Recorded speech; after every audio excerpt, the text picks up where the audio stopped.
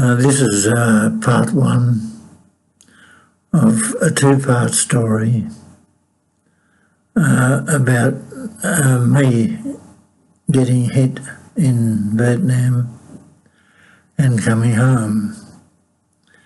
Prior to going over, we were given our injections and inoculations, etc., and sent on a week's pre-embarkation leave. The idea of that was so that you would say, goodbye to your family, friends, etc., and then, go back to base. And we were expecting to be away for a year, so you were given that time to sort of say goodbye. I first went to Narrabri, where Danny was, and I spent some time there with him, and he had a truck that he wanted to send to Billy in Inverell. I drove the truck across to Moree, saw Tibby on the way through, and then went to Inverell where Billy was and gave him the truck. We then both using the truck, went to Uralla. There was a Thunderbolt festival on at the time, and all the family were there,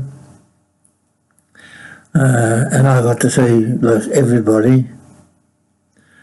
While I was there, I got Brian aside, and I told him I was going to make him my next of kin while I was over there.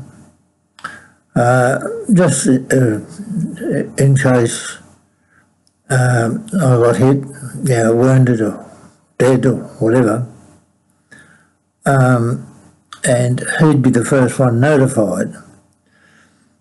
But I asked him, that if it wasn't serious, to keep it to himself, not to tell anybody. But naturally, if it was serious, it passed on to the rest of the family. I had also given him all my civilian clothes. To tell Brian something like that was like putting it in a safety deposit box in a bank. It would never go any further. As anyone in the family knows that if you told Brian something and asked him to keep it to himself, well, it was as far as it ever went. When the festival finished, Mum and myself got a lift down to Newcastle with Loris and Louie. Dad and Billy and Jim was going to follow the next day in the truck. I'm not sure. I think I spent the night with Mum at Georgetown, and then we went down to Broadmeadow, and I got on the train back to Holsworthy. And as I mentioned before, in one of the earlier recordings, it was a closed camp from when I went in, and nobody was allowed to go out. But I'm not going to go into all that part now. This story is about later on over there. We landed over there in the middle, when I say middle, in early June. And but this story takes place in the following March, 1966.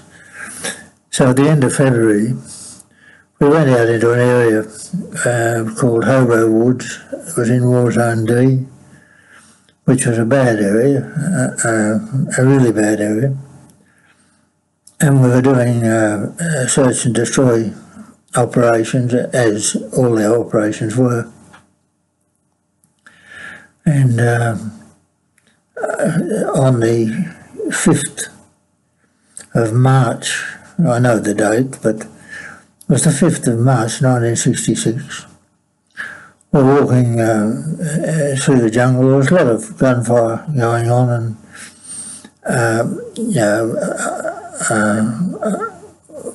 we were pretty much under fire and naturally fighting back, etc. But I felt a whack in my chest, knocked me over backwards, and I landed in a sitting position against me packs with a machine gun across my knees. Because when you're on the move like that out there, you always carried all your gear with you. I looked down at my chest and I could see blood on my shirt.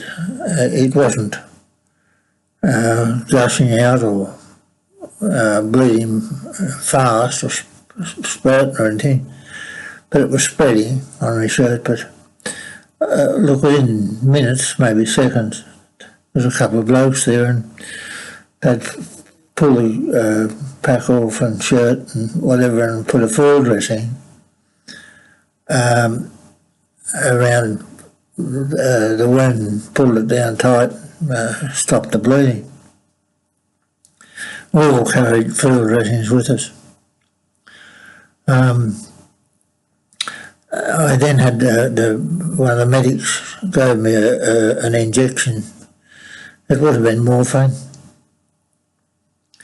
They put a strap around in under my arms, across my back and under my arms, and come out of the front and hooked up, and they tied my arms down my sides. Then they connected the strap to this hook coming down through the jungle and going up to a helicopter. I was winched up through a hole in the canopy. As soon as I cleared the trees, the helicopter took off flat out.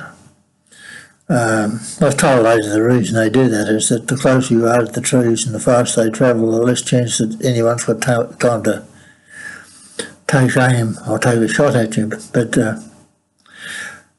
as I was going, I must have been turning because I could see trees, sky, like that.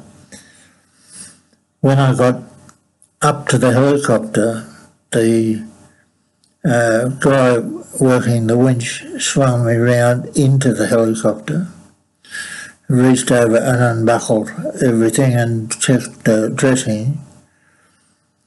But within, 5 minutes, we come in and landed at a MASH unit. Now, if anyone's watched that show MASH on television, it was pretty much like that. They all laughing and joking and carrying on as spirits. I'm quite sure all that's to do with stopping people from going into shock.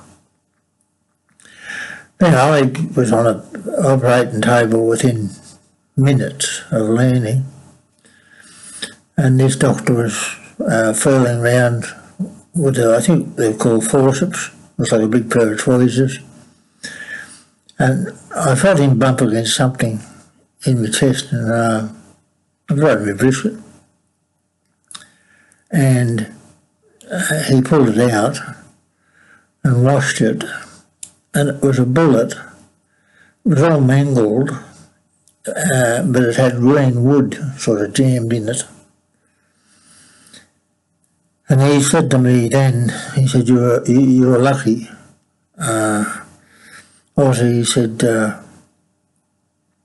It was a spent round. Now, I didn't know what a spent round was, and I asked him, and he said, it's gone through a tree or a branch, most likely a tree, which has taken off all the impact from the bullet, and then hit me, and that's where the wood came from. But he said, you know, if it had hit you directly, you'd have been dead. But he said, yeah, so you're lucky. But he stitched me up and put the dressings and stuff on, and I mean, I was pretty much out of it because of the injections I'd had and whatever, and I was then sent another helicopter back to Field Hospital at Benoit. It was just a whopping beat tent with rows of beds and whatever, and there was 100 guys there, Americans, and there was a few Australians there at the same time. And I wasn't talking to anyone, but I spent that first night there. I mean, there was nurses and doctors just going around checking people, and I was okay. Following day, there would have been about just around lunchtime, before lunchtime, this one-star general came in, and he was carrying a box of Purple Hearts, and he had a buck sergeant with him, and the doctor was with him as well, and they were just going from bed to bed. And you know, some of the guys were in a bad way and unconscious and whatever, and he would just put a Purple Heart alongside him on the bed, and the sergeant was writing down their particulars as he came along the tent. When he came to me, he just said, you know, how are you going, Ozzy? And I said, I'm all right, sir. And he reached out and passed me Purple Heart. And then he turned to the sergeant and just said GSW, which meant gunshot wound. They then went on, continued on seeing the other people and doing the same thing. I stayed another night there and then went back to the battalion, our battalion area, and it was being looked after by another American unit. It could have been the Big Red 1 Infantry Division or the 7th Cavalry or somebody like that. Every time we went out, another unit had to come in and fill in for us there. But I just wandered round our area and laid about there, and I was having the dressings changed every day by our medic, but I just wandered around there until our guys come in about, I suppose it might have been 4 days, a week later, something like that. And I'll go on now with the second part of the tape after this one.